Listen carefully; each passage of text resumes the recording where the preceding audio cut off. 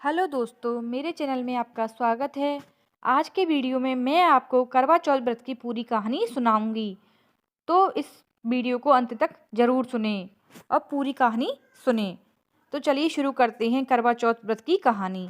बहुत समय पहले इंद्रस्तपुरम के एक शहर में वेद शर्मा नाम का एक ब्राह्मण रहता था।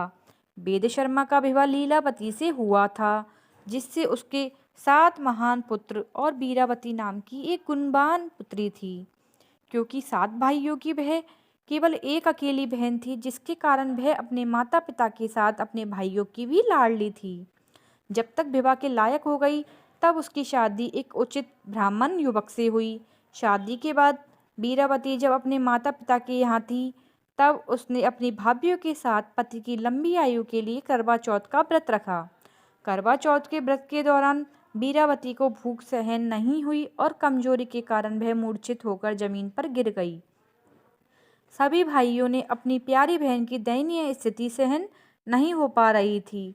वे जानते थे कि बीरावती, जो कि एक पतिव्रता नारी है, चंद्रमा के दर्शन किए बिना भोजन ग्रहण नहीं करेगी, चाहे उसके प्राण ही क्यों न निकल जाएं।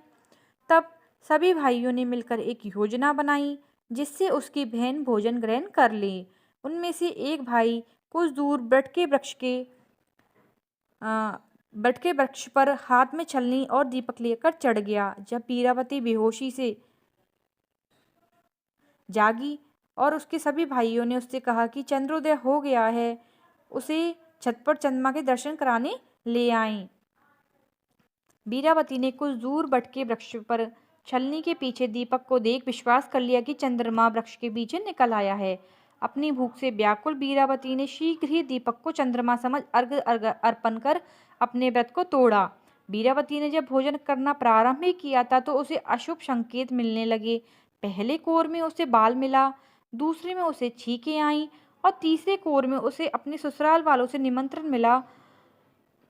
पहली बार अपने ससुराल पहुंचने के बाद उसने अपने पति के मृत शरीर को ही पाया। अपने पति के मृत शरीर को देखकर बीरावती रोने लगी और करवा चौथ के व्रत के दौरान अपनी किसी भूल के लिए खुद को दोषी ठहराने लगी। वह विलाप करने लगी। उसका विलाप सुनकर देवी इंद्राणी, जो कि इंद्र देवता की पत्नी है, बीरावती को सांत्वना देने के लिए पहुंची।